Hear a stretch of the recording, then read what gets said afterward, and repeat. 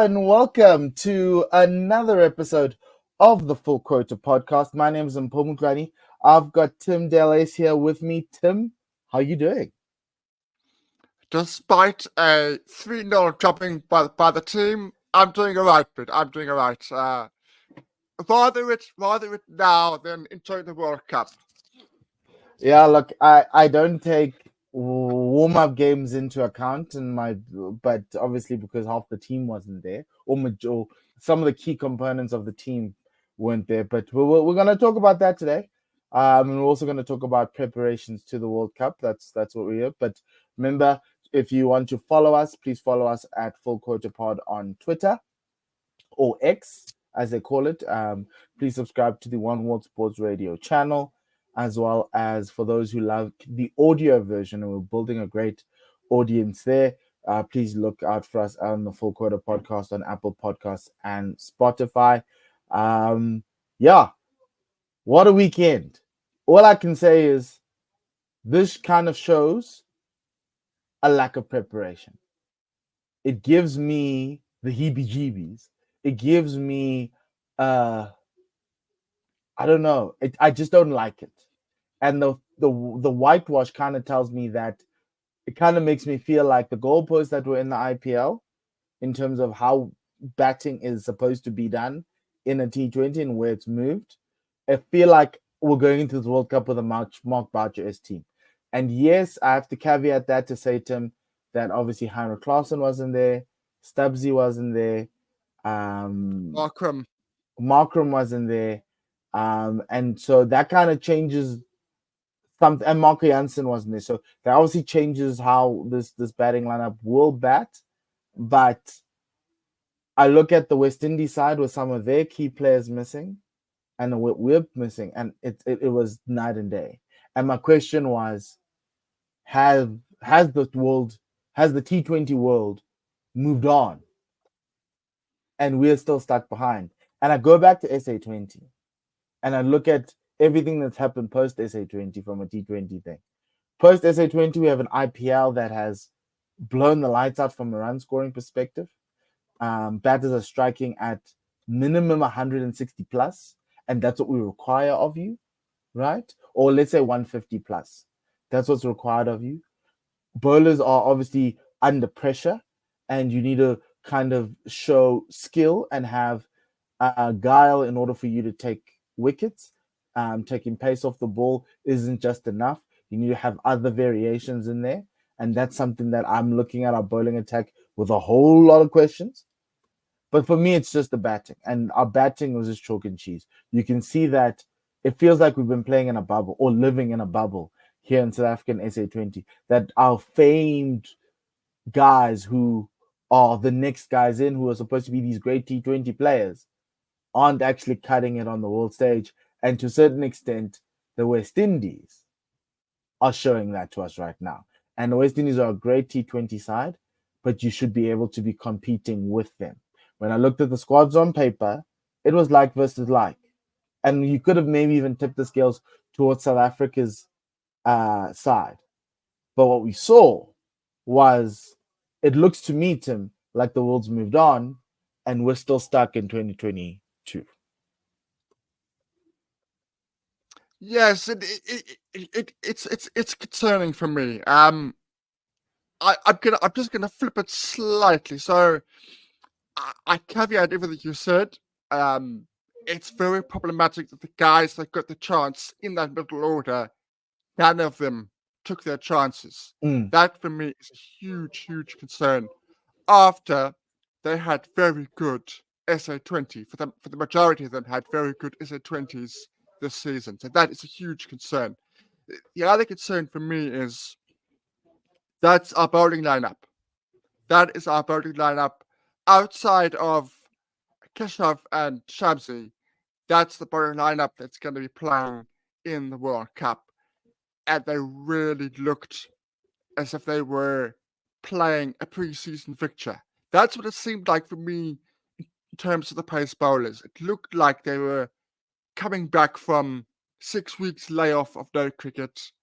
It looked as if they were a couple of months off full fitness.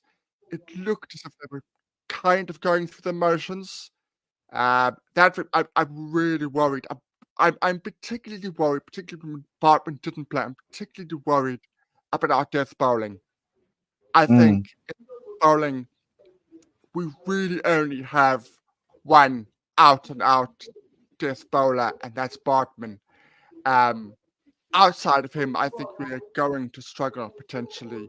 Uh, the pitches will not be like the IPL. That's an important caveat to point out. They're going to be slower. They are going to be lower. They're going to be slightly more difficult to score. So you're not going to have as big as scores. But I still worry about the lack of plan B from the bowling attack in particular. It's one thing being quick, but if that's all you're going to bowl, if you're good enough batter, you size it up. You know what's coming. You know where the ball is going to go. You just get into position and you smack it, which we saw from Brandon King and Johnson Charles throughout the series. They absolutely loved the extra pace. And that's a huge concern for me going into the tournament. Especially at the top, and to a certain extent, that bowling lineup is a lot of questions. But let's go through it systematically. Obviously, if you were living under a rock, South Africa got whitewashed by the West Indies. Mash must be very happy where he is, but well done to them. And I can't say it's just only the bowling, the batting as well. But let's look at the key things that came out going into this series. We wanted to answer a few questions. One, the form of the top order, including Quinton de Kock. Is Reza still on form? And to a certain extent, Tim, I think we answered that question. Reza's on form. Quinton gave us a lovely little cameo. I wouldn't say a cameo; it was actually important innings for us. At a very high strike rate in the final T20. You kind of sat there going, okay, cool. There's some life in Quinny. It's not all doom and gloom with what was happening at the IPL. Yes, that is true. That is true. So somebody like Quinton, the reason you pick him is because you know he can do that. You know he still has enough of a talent to come off in a one-off game. So if he could have a terrible World Cup, I hope he doesn't, but he could. And then you somehow get to the semis through other performances from other individuals, and then he shows his class, gets us into the final. But that is why you pick him. That is why he's there. He's not as consistent as he was. He's not as dangerous as he was, but he still has that innings in him, if you like. He's sort of like West Indian Andre Russell. Andre Russell has had a lot of injury problems, but they've got him in that side because of his danger factor. That's kind of where they are with the team, kind of where we are. I get it. It makes sense. But if you look, I'm still slightly concerned. So you have those two games that he didn't score. It was 23 runs of 20 balls. So you have to take the love with the smooth. I think you've got to say, okay, fine. He's not in great form, but he still has the ability to go big because he is still hugely talented and dangerous cricketer.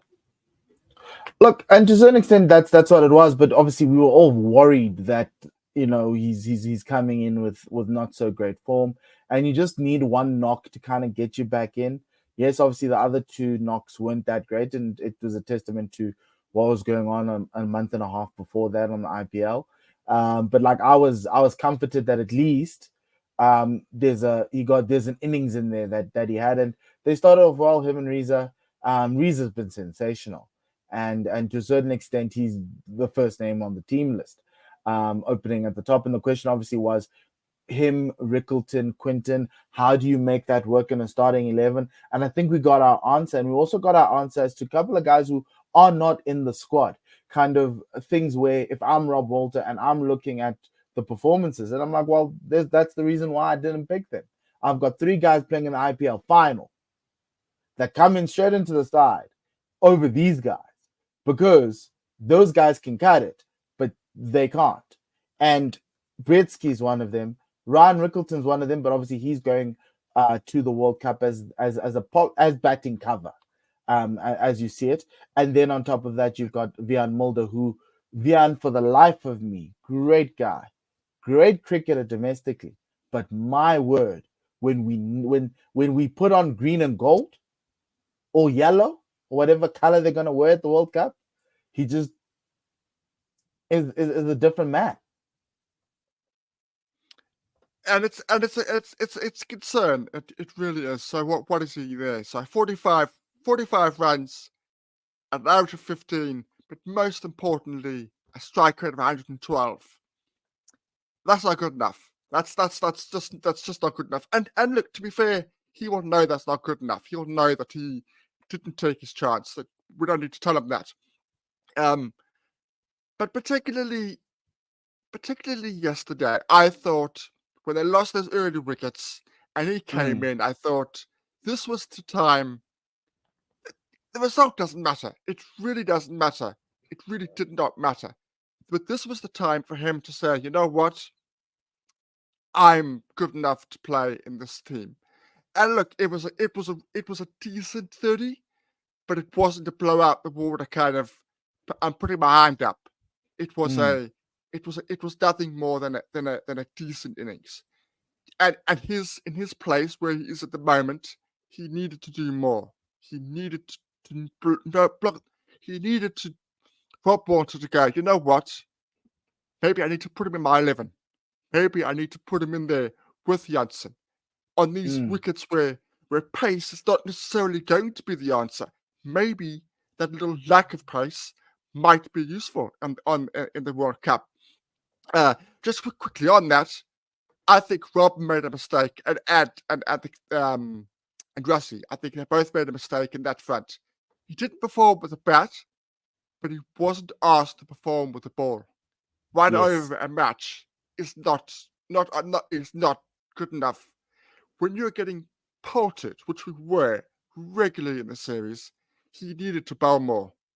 If he got pelted, well, then fine, absolutely fine. But 1 over per game is not a good enough sample size to see whether he is good enough to play as a bowling all-rounder. If that's what you are thinking about. But that's what you would want from a Vian, and that was my frustration, right? I know the balance of the side was off. We went with effectively five bowlers and 6 batters, and Vian was classed as a batter, which bothered me a lot because he adds a lot more. And part of the reason why the Lions are T20 champions is because Vian with the ball has improved immensely to the point where he can even open the bowling, right? And to a certain extent, that lower level of pace is what you would want, because the best T20 sides in the world have 6 or 7 bowling options. Why hamstring Rassie to only 5? To the point where after the power play, you're getting pelted to all parts. And in the first game, there was only one bowler who was helping you out, who was bowling well, and that was Bartman. And then the rest of them were just like 50-50. Petluguaya would come in and out. And to a certain extent, for me, if I look at this, it was like a confirmatory series of a lot of things. But I do think the Vian Mulder question is that what is he at national level, right? Coach Rob needs to answer that for us all, including Vian. Because to us, he's at best, for now, at this level, competing with Marco Jansen for that number 7 spot.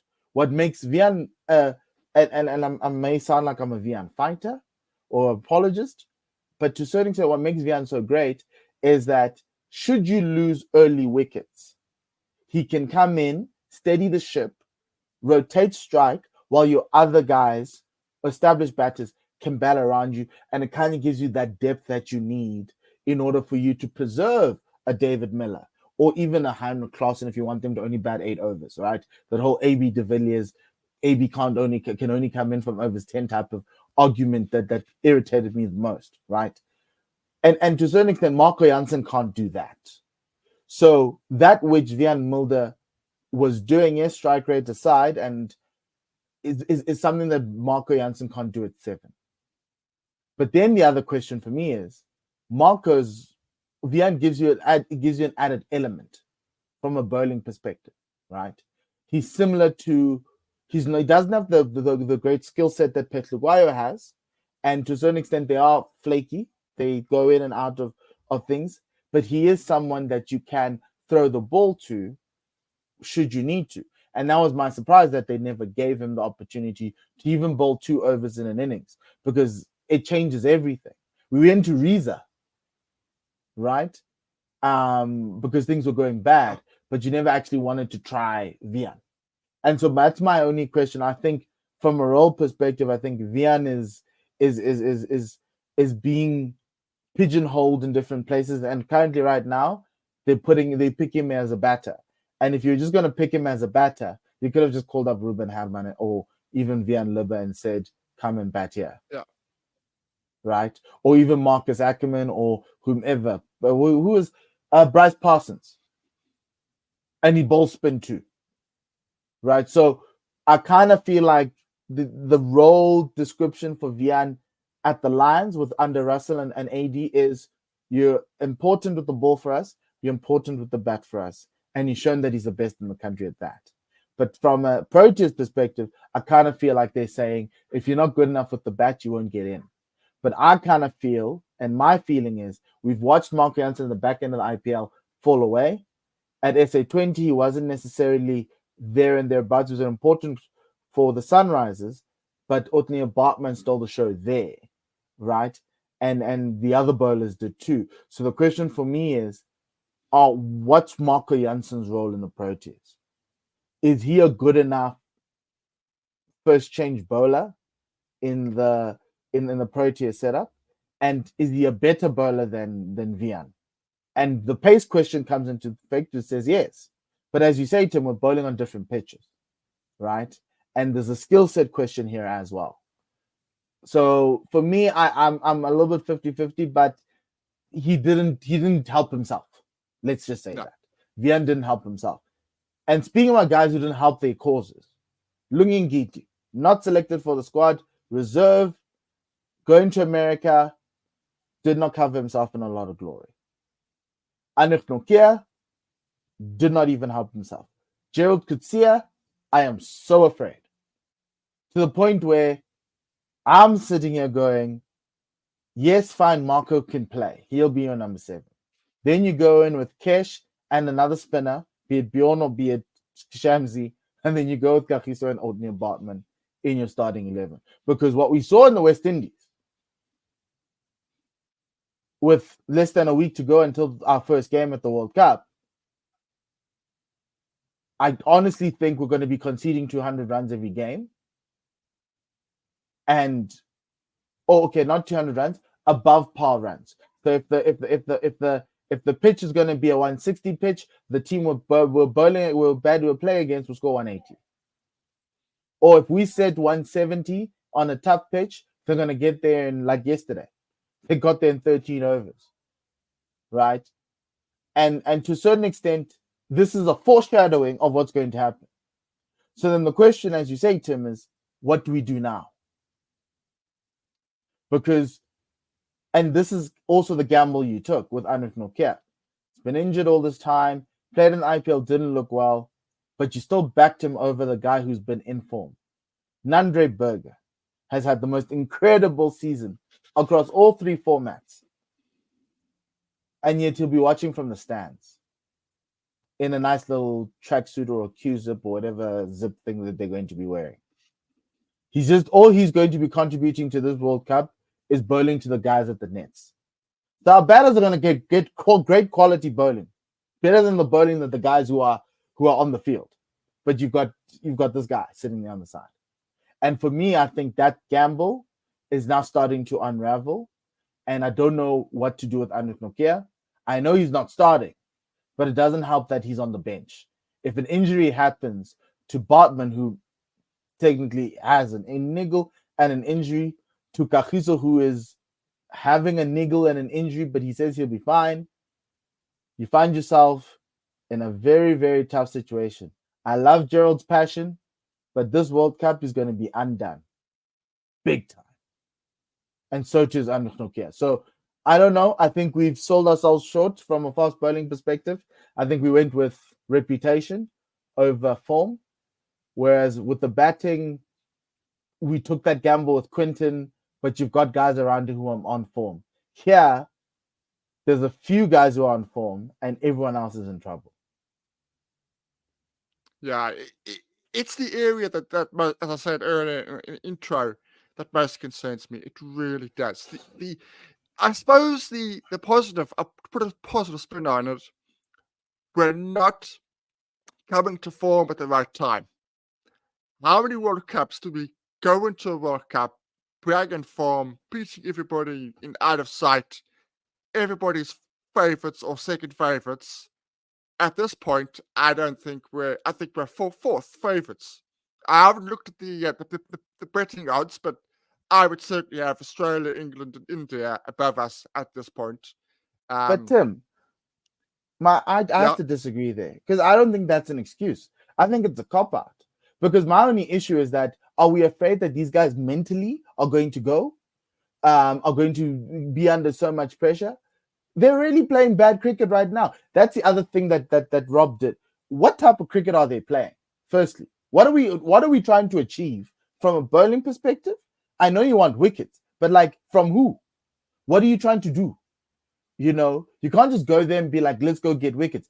That's how you concede 200 runs, right? From a batting perspective, yes, Tim? I was going to say, the only plan that I saw was bowling Andile outside the power play, restricting, and that a lot of people will talk about Andile and throughout his career, but the one thing you can't fault him with is he gets wickets. He always gets wickets. His economy rate was a horror show, but that so was everybody else. So was everybody else's, apart from the spin factor. So that was the only plan that I saw was bowl and deal outside the power play, try to break the partnership that was already there from the West Indian factor. And that worked to a point because he did get wickets when he came on. Outside of that, I didn't see a plan. And to a certain extent, yeah. And for Andile's case, he took 5 wickets, leading wicket taker in the series. And Othniel Bartman, who we say should play every game, played 1 game. He took 3 wickets in that game with an economy of 6.5. Nqaba Peter took 3 wickets at 9.83, and we're going to talk about him soon. Gerald could see 2 wickets at an economy rate of 9.57. Ngiti, 2 wickets at 10.25. Fortain, he bowled well, 1 wicket, but he had an economy of 7.5, which I thought was sensational. Anrich Nortje, economy of 12. Vian Mulder, an economy of 13. But my question was, my issue is this, is that I don't like the fact that we're using every tournament we go in as favorites. You should be going in as favorites. You should be going in with confidence to play and beat teams. Now we've added the added element. I'd have rather just started the World Cup and be surprised, because at least they'd walk into the first game of the World Cup thinking that they are one of the best teams in the world. They have to play up to something, and they've got the confidence of that. Now they've been smacked by the West Indies 3-0. They've got no warm-up game against any team. You guys, you could have called Uganda and said, guys, before we leave the Caribbean, can we play you? No, they didn't want to do that. Where's Zimbabwe? Zimbabwe's in America. Why couldn't we play Zimbabwe? Why couldn't we find somebody to play? And my issue with this is this. If you are badly prepared, don't expect to win. And right now I'm sitting here going, there is no way this team is touching this World Cup. That World Cup trophy. There is no way now, with 8 days to go until we start playing at the World Cup, that they are touching that World Cup trophy. I can tell you that for free. And all this series told me was they're unprepared and they've got no plans. And if they're hoping that Markram, Janssen, Klaassen will come back and Miller will come back into the side and things will change, I don't think so. because you failed to plan. And you can see that with the team selection, with the squad selection around thingy. I would have taken the gamble. I would have taken was that I'd put Andile in that squad. Andile is a much more valuable number 8 who can bowl you 4 overs that you know are manageable at an economy rate below 10. Yes, he had some tough things. I think that 1 over in the power play threw him out the window. But to a certain extent, I've always known that Andile in the middle overs, we've always known, everybody knows this, Andile in the middle overs with the ball is a gem and is someone that you want in the side, even if it's a bench option, right? Because if you're not going to get cover for Marco Jansen, what's going to happen? If Marco Jansen gets injured, we're done. We are finished as a team. And it goes back to the use of Mulder. I agree with you if you're not going to bowl Mulder. If you're playing Mulder as a batter who will bowl in an emergency, then you pick Andile. That's yeah. But if you're going to play Mulder as an all-rounder, I'm picking Mulder. That's fine too. Yeah. I think Andile is a better bowler than Vian. I think Vian's a better batter than Andile. And we would want a mix of the two, but we can't get that. But pick one. Because I'm looking at the squad going, what are our options? Where are we going, right? So, batting-wise, right? The world's moved on. We've got high strike rates now. Where are we going, right? I see the top 3. I love the top 3 of Aiden, Quinton, and Reza, right? The only issue for me is that they aren't like the other top 3s in other parts of the world, where now we're requiring guys to strike at 150 and above, which means you need to go from ball 2-3. There's no longer this thing, and this is the thing that irritated me watching it, was guys would give themselves many balls to get themselves in, hoping to catch up, and they ended up not catching up. When guys did catch up, you sat there going, but the other team is attacking you. Brandon King had so many under edges that I felt the bowlers were unlucky. Under edges, he had that mistake that happened with Ryan Rickleton in that first game. He just was attacking. He went out there and was like, I'm going to put pressure on you, right? We don't have batters like that. Our batters are like, if you bowl it in my half, I'll put it away.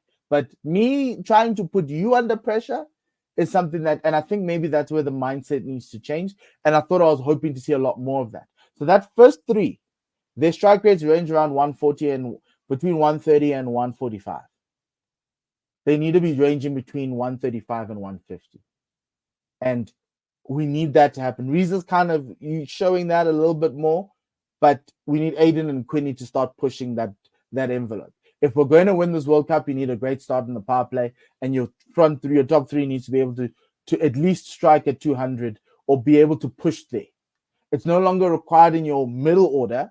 It's your top 3. Effectively, it's your top 6. Your top 6 need to be able to, at one time, hit 170, 180, and be pushing. I don't think we have a team like that. We've got a middle order like that, but our top 3 do not have that. Add Ryan Rickleton into the equation. Ryan has that ability to do that from ball 1, but you got to release the shackles. The idea of losing games because you lost early wickets needs to get out of your system. Even if we're 3 wickets down, whomever's in there should be able to strike at 120, at 175 plus or 150 plus. And that was the disappointment with Vian yesterday in that final game where you're sitting there going, dude, I don't need you to stay in. I need you to go. We're going somewhere. I need you to push. And so that's where I'm kind of sitting there, is that it feels like it's a tactics from the last T20 World Cup under Mark Boucher, where it was South Africa will always be safe with 180. We've got a formula to get to 180, and this is how we're going to do it. And we're just going to hope our bowlers are going to bail us out. Our bowlers aren't great now. Our bowlers won't be able to bail us out. So you can't go with that strategy. And so for me, that's where I'm sitting there going, there's a lack of preparation. I feel as though Rob Walter hasn't been watching T20 cricket over the last 2 months. He's been watching CSA T20, we can see that. But I don't think he's been watching IPL. Because what we're seeing, even though the scores are high and you can ride away, it's the intent of the top 6. Yeah. It's the attitude. Yeah. And I didn't see any of that, even from the guys who got dropped and are sour. But all they ended up getting was a holiday to Jamaica. And that for me is the worst. That bothers me even more. Like, really, you're not gonna sit up there and say, I want to prove. Do you know who proved us right? And let's move there. Nqaba Peter proved that he deserved to actually be considered to be a reserve in the squad. That for me was one. And to possibly even pushing Tabrez Shamsi out, because I'm still 50-50 on Tabrez, but I'll give Tabrez, because Tabrez is someone we need. The only problem is, to the right-hander, the ball comes in easily. We need someone who can take the ball away from the right-handers. You've got Keshaf and Bjorn for that, so that's fine too. Fine, I'm okay with that. But he bowled really, really well. He played really, really awesomely, and what a debut series for him. He's a find for the future in limited overs cricket. I think you can extend that to 10 overs in ODIs, because the man bowls with a lot of control for a young man. Unbelievable. The other one who was like, y'all drop me, now this is how I'm going to show you, is Rassie. Rassie came through. His captaincy aside, like, dog, we understand. I don't know what was going on there. Maybe it was coach's plans. You got to, because it's a warm-up series, you got to give everyone a chance. We had questions around your captaincy. But with the bat, I couldn't fault you. You stood out there and you said, I'm going to prove everybody that I should be in that squad. And he did that really well. I really enjoyed watching him bat. I think even in the CSA T20, he did an incredible job. He is on form. While others like Quinton, who, yes, we spoke about the danger factor, may not be. So, yeah. Yeah, Tim, those guys really proved themselves. Everyone else, enjoyed. I hope you enjoyed that holiday in Jamaica. I really, really did. Jamaica's a lovely, lovely place. Really, really great part of the world. Really, really great part of the world. I'm sure there was a decent 18-hole somewhere to take out your frustrations.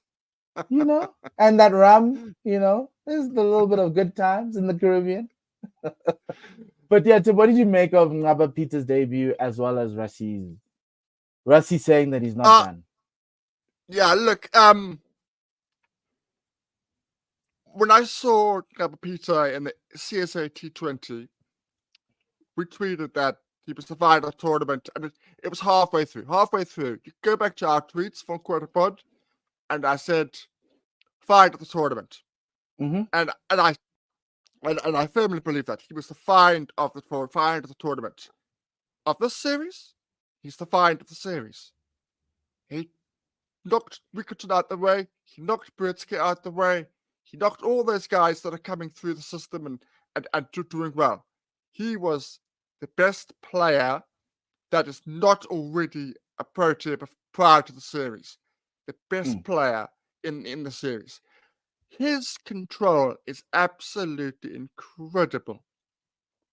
Absolutely incredible. It's a known fact that once you get to 28, 29, that's your purple patch as a leg spinner. That's your prime. That's when you've learned all your tricks. That's when you've learned, you've gone through the hard yards of getting spiked all around the ground. That's where your next 3 or 4 years from there is what's usually the best of your qualities. The guy is really good. Guy's control is outstanding. Excuse me. And I like the fact that he isn't too quick. He's at the right pace for his action. So it's actually very, very difficult to get underneath him. You saw a couple of times the West Indians getting down the wicket, but by the time they got to the wicket, they had to change their shots because the ball was onto them too quickly. He gets lovely revelations on the ball. He spins it nicely.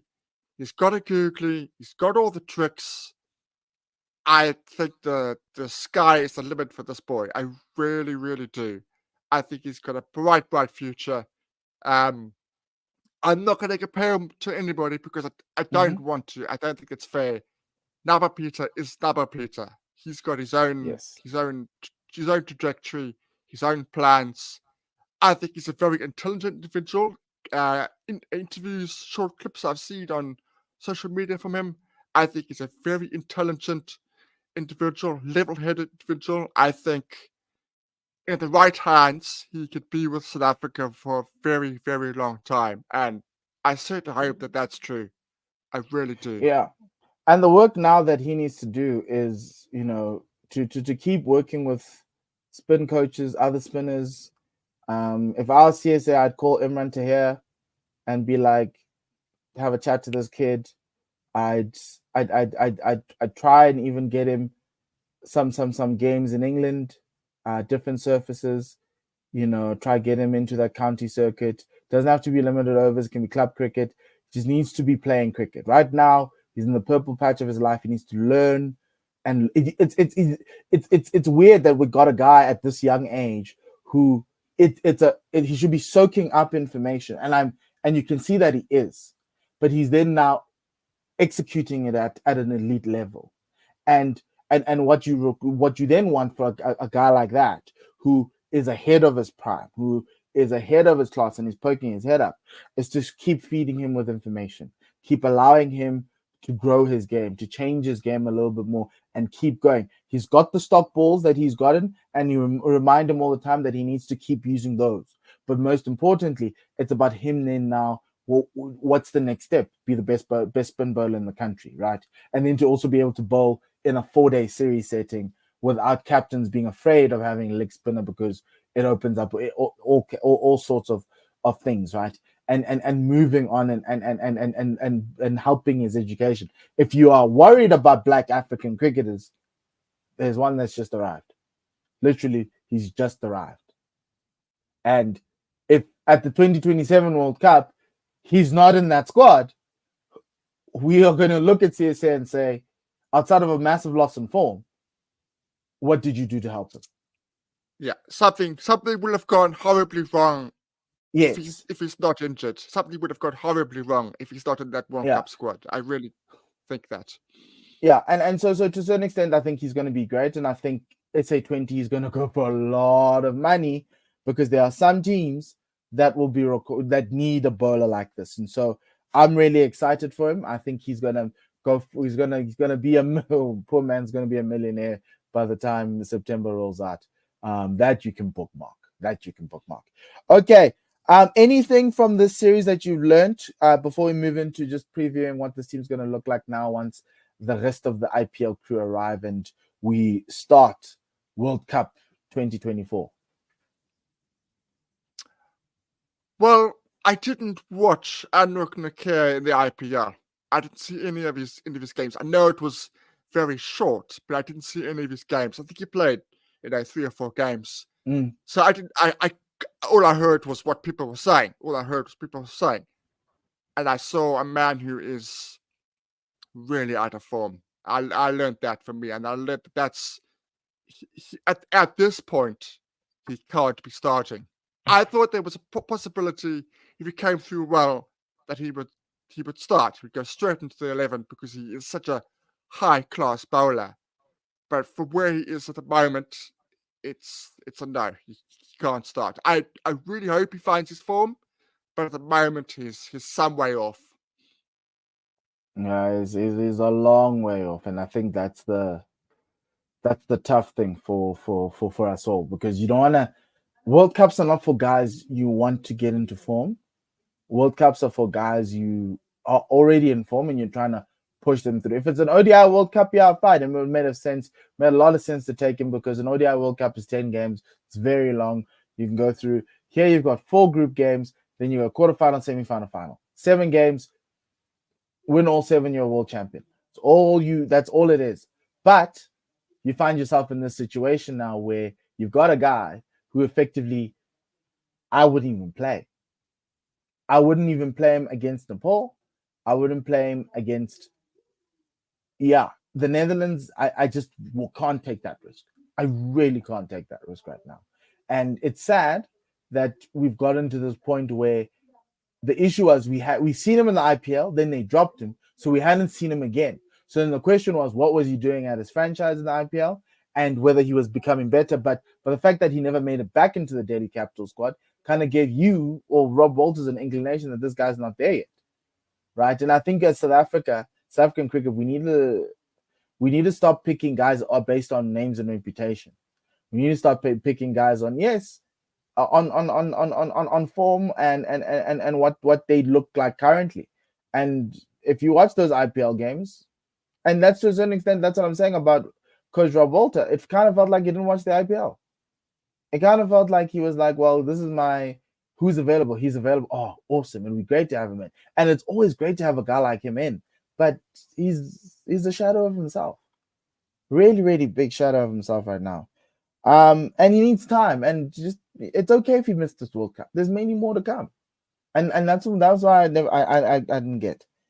Okay, let's move over to the World Cup and let's preview what this Proteas team is going to look like in the World Cup and what we need to kind of get our heads around, right? First question, Tim, what has this series taught you? I'll tell you what this series has taught me. They're not prepared at all. They've got 8 days to sort themselves out, to get themselves going, to get a game plan embedded in and play a warm-up game amongst themselves, even though they're a 17-man party, which is going to be quite interesting, with guys coming in this week from India. Coming in, joining the team. Dynamics are a little wonky right now because their egos are bruised and they lost to the West Indies. I look there and I'm like, in my head, I'm like, so what do you do now if you're Rob Walters? Do you tell the guys who are remaining in the squad after being pasted by the West Indies, oh, well, guess we know why those guys aren't in the World Cup squad. Well, yeah, glad they're on the plane back home. But here, you guys are still the world's best, even though some of you guys didn't perform well against the West Indies. So for me, let's say this, Tim. Does the addition of those 4, of the guys coming from India, help this team? It helps the batting enormously. Enormously. Even though not all of them were firing. I genuinely think that. I genuinely think it goes from us scoring 130 to us scoring 180, potentially. I really think the impetus of Klaasen, Stubbs, Aiden is absolutely enormous in terms of the batting. It does nothing for the bowlers. It does absolutely nothing. It doesn't give Coetzee extra bit of impetus to perform. It doesn't say to Anrich, I need to be better. It doesn't help in any way, shape, or form. The only thing that comes into their favour is these wickets will be like this, so the guys that were not playing, Shamsi and Maharaj, might come to our rescue. And that's been generous, because I think there are going to be games when both of them are going to get taken apart. I think as we go deep into the tournament, if we play teams like India or New Zealand or England, right now, if we play those teams, we're getting done. Anyone We're getting can on their day, but we're getting done by those teams. I really, really do think that's happening, and that's a huge concern. And to a certain extent, that's my issue with all of this, is that I'm so worried about how this bowling attack is going to look. Obviously, Kagiso comes in. He has birthday on the plane. Really, really important to come into the side, but he doesn't help, because I think our spinners are not at that level of competing with the best spinners in the world. So that's one. Even though they're economical, and Keshav isn't the known wicket taker, Shamsi is, but Shamsi's been off the boil over the past couple of months. Keshav is economical, but we need wickets. You need to find a way for him to manufacture wickets, and he can hold up an end, but it's only good if it's only helps so much if the other guy's getting pasted on the other side. And then there's gonna come a point where you start getting pasted. So I'm in two minds about that. I look at it and I'm like, fine, yes, we've got Bangladesh, we've got Nepal, we've got Netherlands, we've got Sri Lanka. You should find a way to be in the top 2. But it doesn't put away the fact that Sri Lanka and Bangladesh could surprise us, right? You're going to be playing in New York on a new pitch. No one knows what's it going to do. Sri Lanka have got spinners who can take the game away from you, and they've got bowlers who are good at this, world class at this level. And so the question is, how does your batting lineup lead you into victories? And you got to blow them away, but it's going to be very tough because on the other side, whenever you field, you're just going to be leaking runs forever. And that's and I don't know how Rob Walters fixes that outside of asking for a redo and selecting the squad. And you can't do that. So how do you get Anrich Nortje back to his best? How do you get Gerald Coetzee to some sort of workable form that he can compete for a starting spot? Because right now it's Bartman and Kagiso. And Marco Jansen's in there by the virtue of being an all-rounder. Outside of that, he shouldn't be there anyway, because I don't even think his bowling is good right now. So I don't know, Tim. Like I've got more. Like I go in there going, we're not touching this World Cup. We're not even seeing a semi-final. I think the first knockout game, whomever it is, going to come under pressure, and it's just going to be that it. And I wish they proved me wrong, but that's how I see it, because it, like, I was disgusted. Disgusted is a harsh word. I was disappointed at the lack of preparation that Rob did. It's like he was just honoring a fixture and not necessarily looking to get answers. And I didn't get any answers outside of the fact that they weren't prepared. And they don't look prepared. Yeah, I can't disagree. I really can't. I really can't. It is a huge worry that we're going to World Cup, and it looks like, right, we've got 6 months. We've got 6 months to prepare. That's what it feels like to me. That's what it feels like at the moment. It feels like I've got a squad of 20. I'm knuckle it down in 6 weeks' time. That's what it feels like to me. It doesn't feel tight. It doesn't feel unified. It doesn't feel gelled. It doesn't feel as if the team's coming together. Now, to any slight defense, we have this IPL. So I would imagine we would be looking at a hell of a lot better with the IPL guys in the squad. I would imagine there'd be a genuine uplift in performance, a genuine uplift in the way we play our games, a genuine uplift. But I'm going to go back to the football analogies. I know people are probably getting tired of this. You want your teams to be streamlined. And Cricket South Africa has talked about streamlining. It's talked about this, doing things around a streamline so everything plays together. So the other 19s should be playing like the 18. The 18 should be playing like the SA Emerging. The SA Emerging should be playing like the Proteas. It doesn't feel like. So this squad should be playing like how a fully strengthened Proteas team are going to play. If that is true, we are in trouble. If that is true, if this is the way we are going to play, with all the top batters coming in particular, we've got a problem. We're going into a World Cup, and it feels like to me everything is on Miller, Jansen, Aiden, and Klaassen. If those guys don't have World Cups, done, finish, it's over. Done. It doesn't matter. It doesn't matter what happens in the rest of the innings or the rest of the match. Those guys, for me, have to.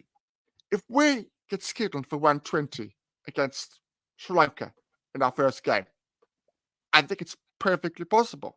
I don't think it's necessarily likely, but I just think it's perfectly possible. We 100% lose that game.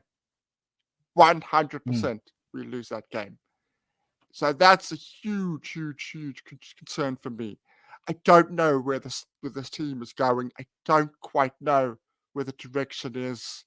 It feels like, as I say, you want to look at the positives.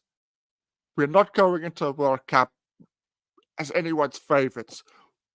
The positives we get from outside media is the best top 6 of the world. I've seen that a couple of times from outside of Yes, but they our are. shores, and they are.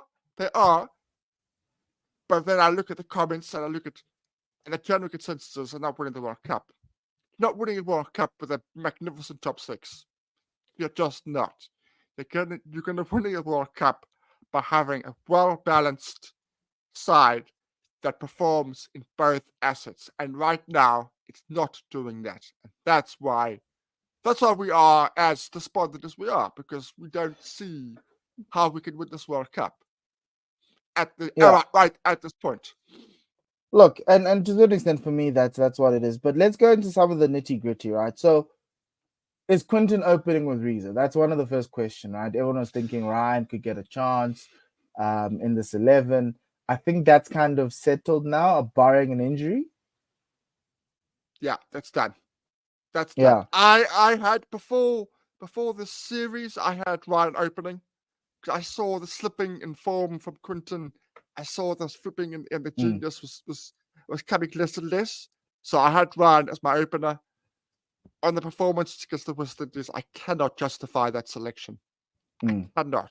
Is it not because he's getting his debut in T20s? Was that is there no case for Ryan? I think Ryan is feeling the pressure of ousting his mate.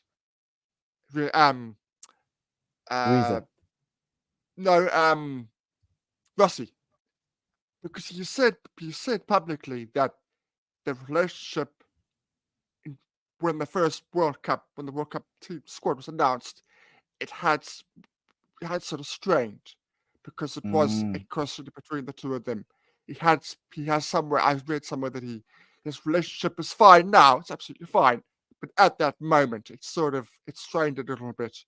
I think he felt the pressure of having to perform because Russie was out of the squad.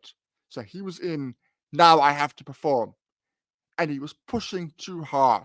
In every single innings that he played, he was pushing too hard, I feel. He wasn't playing his natural game. He wasn't allowing the ball to come to him and then maneuver the ball. He was going to the ball and trying to force the situation.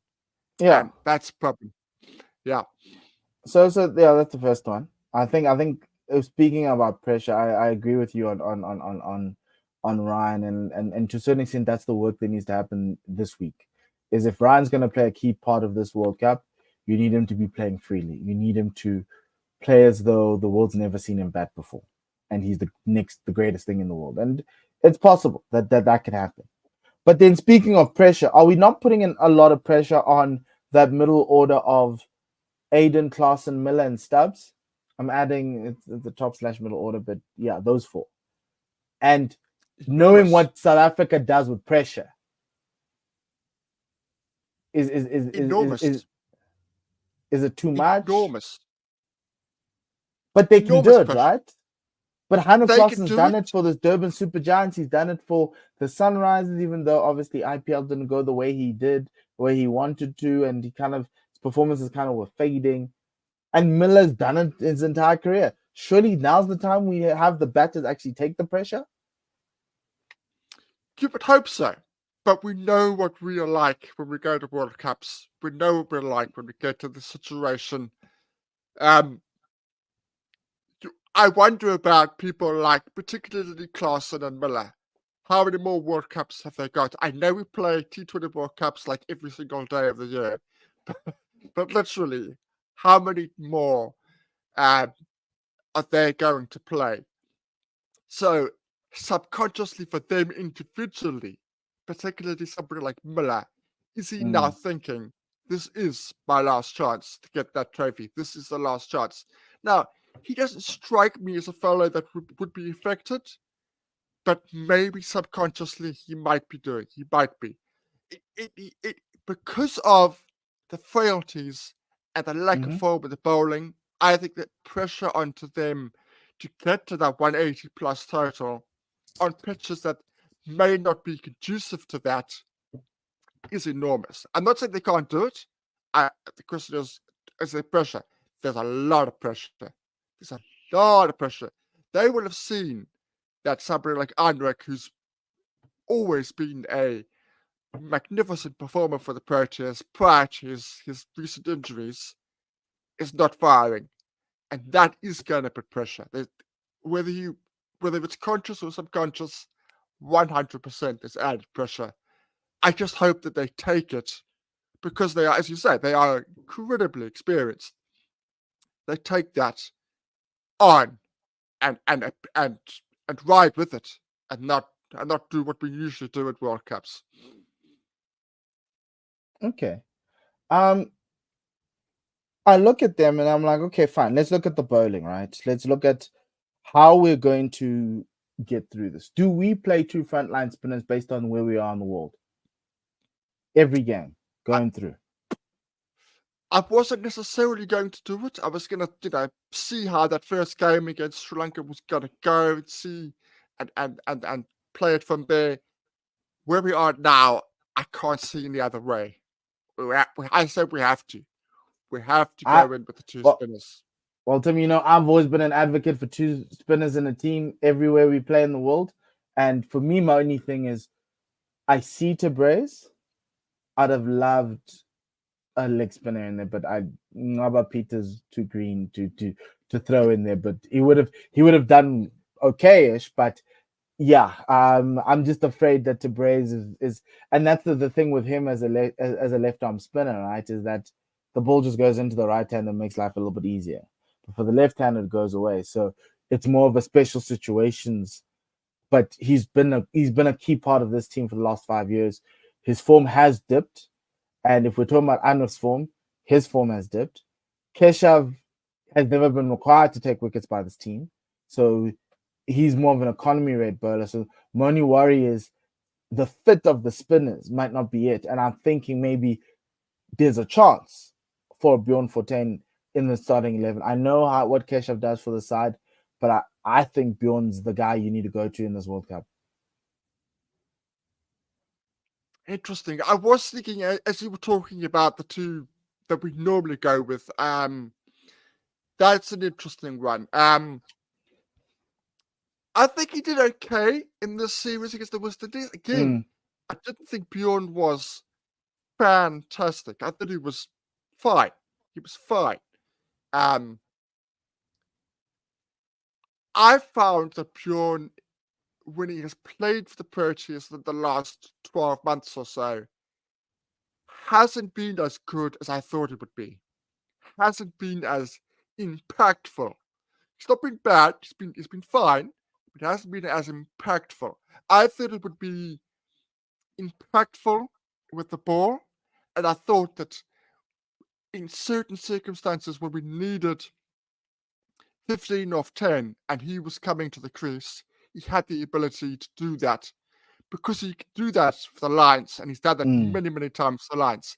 In the same way that Mulder is not able to transfer Lions form to Proteas, I think it's not as much, it's not as stark as Mulder.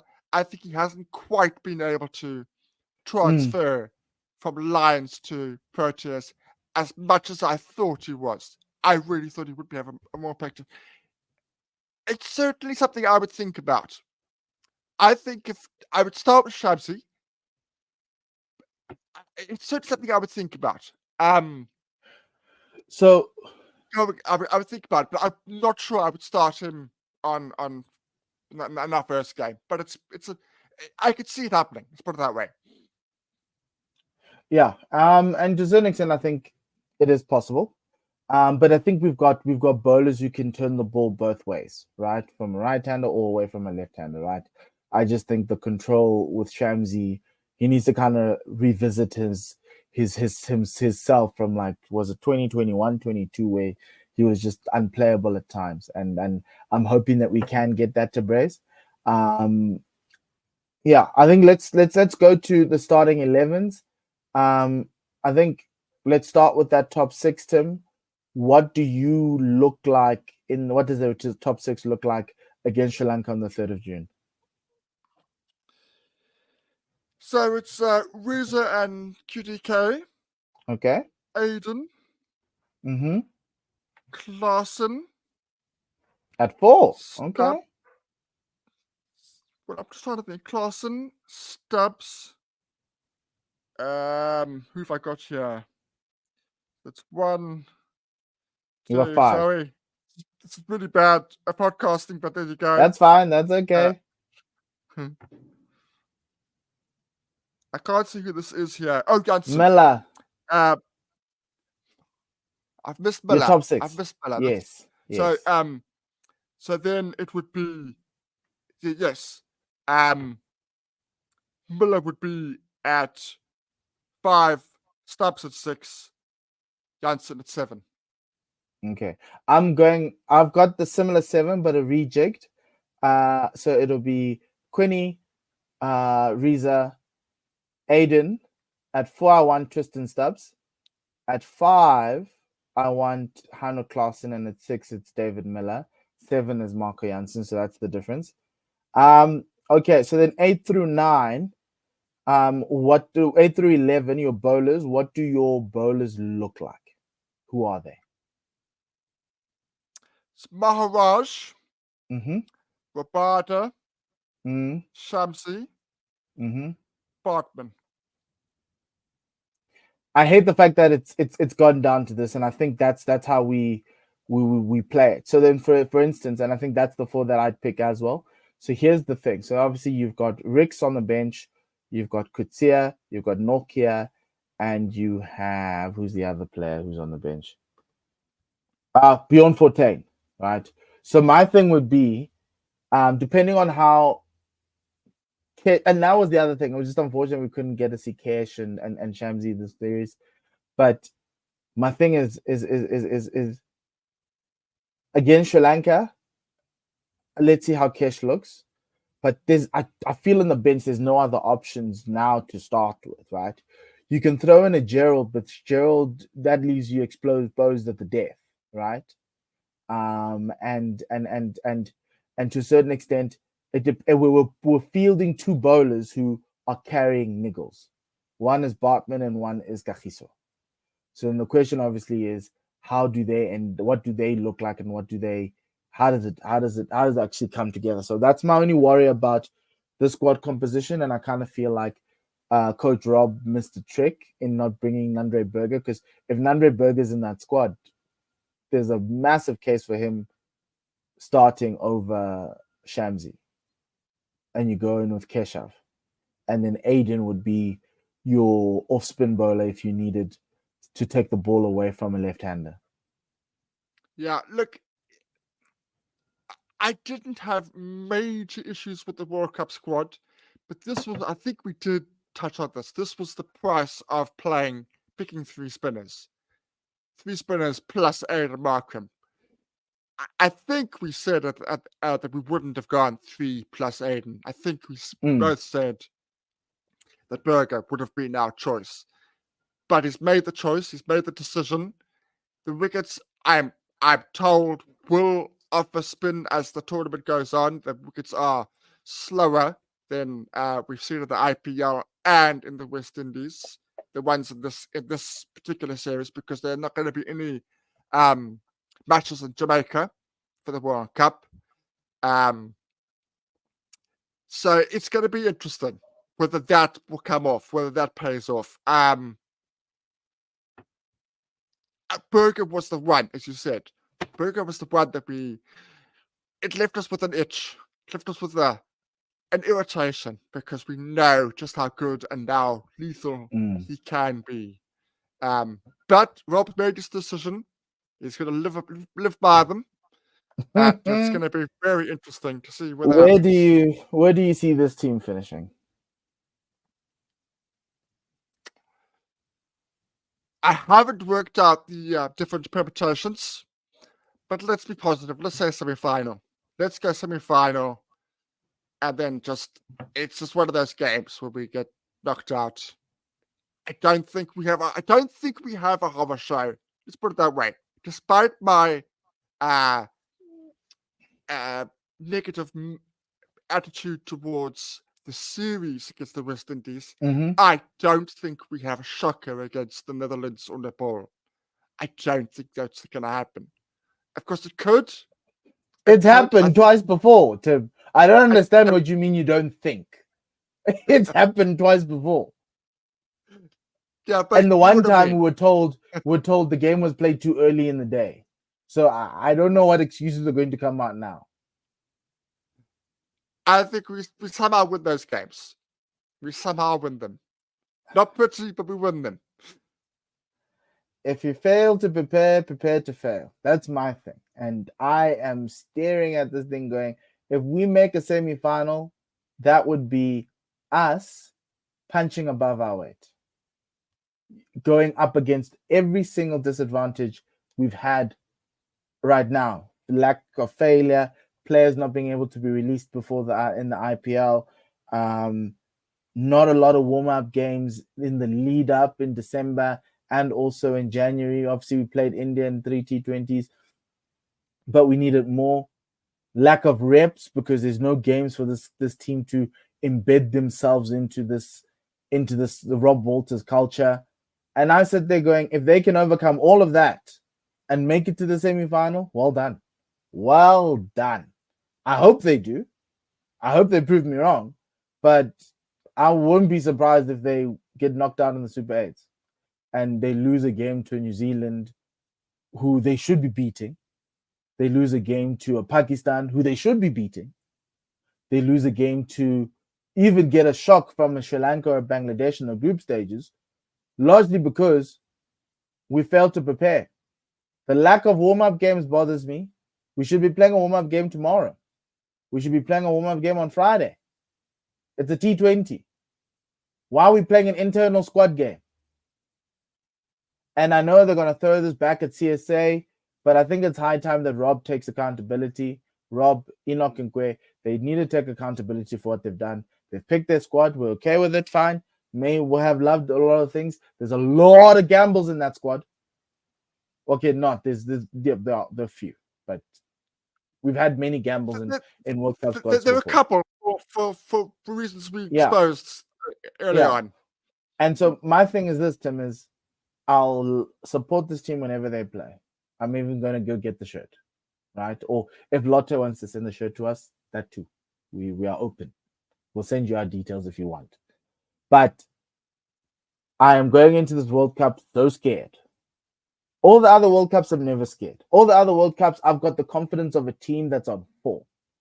So even if we've got the jujus there at the back end, the mental issues, the things that have happened, the curses that everyone talks about, I know going into a World Cup that, we're one of the best teams in the world. That's a fact. And group stages, they are fine. Yes, we lost the Netherlands and things have happened before, but we're good. You saw that in the last World Cup. You walked in there, one of the best teams in the world. You walked out of there going, this team can play cricket. Now we're walking in there going, I don't know what I'm going to get every day out of this game. And for me, that's more of a worry. And maybe it's because we're going into a World Cup for one of the first few times where we're more reliant on the batting than the bowling. And I think the last time that happened was, I think, in 2007 in the Caribbean, where our bowling attack had an aging Ntini, had an aging Sean Pollock, and Australia ripped us to shreds. But even then, we batted out of our skins and got to a semi-final. So semi-final is possible, right? But there's going to be a point where we get found out. You can't go in this unbalanced. You can't go into World Cup this unbalanced. And the question is, when do we get found out? Is it on the 3rd of June against Sri Lanka? If it is, it's going to be a long month. Is it going to be in the Super 8s where I expect it to be? Then we get knocked out in the Super 8s and we don't make the semi-finals? Yeah, that's fine. Is it going to be in the semi-finals or the final? I pray to God that it's in the final, because then we gave ourselves every chance of making it through. And we punched above all the inadequacies the squad has and everything else that the squad is going through. But my big thing is going to come back to this. The lack of preparation will be the reason why we lose this World Cup. That's, for me, is it. We are not prepared enough. And this tournament, this little series in West Indies showed that the Protea teams going into the World Cup not knowing what they're going to get, and to a certain extent, I hope, because I think we're banking on that 4 that's coming from India to kind of lift this team and be like, okay, now we're bench pressing with the best in the world. If that doesn't happen, I don't know what Rob Walters has to say, because I know the first press conference is going to be, no, we didn't get enough support. IPL is this, whatever it is. Every other team in the world has the same issues. India arrived in New York yesterday. They didn't play a 3-match series against the West Indies. Then I feel that series was a waste. Like, I sit there going, I kind of feel like these 3 matches were a waste. And I would have rather them just arrived in New York yesterday like India and have played 3 warm-up games and walked away with everybody available on the team sheet. Right? If the West Indies series was on pitches that we might play on, then fine. There is no World Cup games at Jamaica. None. So those pitches that we experienced for 3 games is irrelevant. The pitch you face on Barbados is going to be very different. It's. I know people say, "Well, it's the same country." It's not. It's a completely different country. It's a completely different experience. It's not the same. There are very, very differences between the two. My thing is this: if I know cricket's played on pitches, but if that's going to be the excuse for us getting knocked out of the World Cup, Tim, it's the weakest excuse ever. I'm sorry. I understand the pitches are going to be different, but the fact that this team struggles to adapt over 3 games to the conditions in a stadium, in the same stadium, bothers me. The fact that they can't adjust in game bothers me even more. It tells me there's a lack of preparation. It tells me that these guys don't know what they're doing. And to a certain extent, is it because Rassie's not an international captain and Aiden should be captain and Aiden knows better? But Rassie's been playing cricket all his life. These guys have been playing cricket all their lives. They're not children. They're adults. Yes, they can't play on pitches that are going to the World Cup because they're preparing them for the World Cup. That's why we got that lesson from Nate last week about Prairie View and Grand Prairie. I was like, oh, okay. And so for me, that's the thing about this team is, can we think ourselves out of problems? There'll be problems on the 3rd of June against Sri Lanka. Can we overcome them? And I think with that middle order, we can. There'll be problems from a bowling perspective against Sri Lanka. What are we going to do? How are we going to adapt? Is it throwing the ball to Reza or throwing the ball to Aiden? Right? Is it asking Marco to bowl slow balls? Is it asking guys to refrain from the bouncer? Because that was another shot. That was another ball that pissed me off. Because they'll, like Lungingiti, oh my word. Straight over. Last ball of the over, bouncer. A short ball gets hit out the park. You're like, dude, where's the thinking? And so my thing is the moment adversity comes, history has shown the South African cricket team can't think their way out of problems. And to a certain extent, that's the thing that was glaring in this T20 series, is that they just couldn't stem the run flow. Even though in the first game, I must give them props. They were West Indies were 103 after 10. They managed to get to 175. That I can give them props. But are you going to be reliant, because you're going into a World Cup with 2 spinners who you're going to need a lot from them. Kagiso and Bartman are going to be important in the depth. So I'm sitting there going, can you work your way through a tournament, bobbing and weaving, ticking along? You may not be playing your best cricket because you know where your limitations are, but just keep going, like a boxer. Just keep moving. I don't think they have that in them. And that's my worry about this team, is that I'd have rather them just gone to New York today, arrived there in fanfare, and then played another team, Scotland for all that matters, and just go through reps, go through team processes and everything else, because what happened in the West Indies was us honoring a fixture. I think the West Indies got a lot more out of that than we did. Shamar Joseph is now looking good. Obert McCoy is like, okay, they and whereas with us, we're sitting there going, where do we look? Brandon King and the Ford guy and Gudakesh Moti and have shown themselves to be ready. But I can't tell you today, 7-8 days to go, whether we are ready. I don't think we are. No, and on the surface we're not. I don't think I can disagree with you at all. But hopefully, we are both horribly wrong. And come the end of the tournament, we are champions. And Proteas, with all due respect, I love you. I love you so much. I do. Like, it's irritation. Like, it's an irritation. And I just hope you prove me wrong. I really do. I'd like for you guys to be in the final. And for me to say, yeah, we made it with our limitations. Don't go beat them up. You know.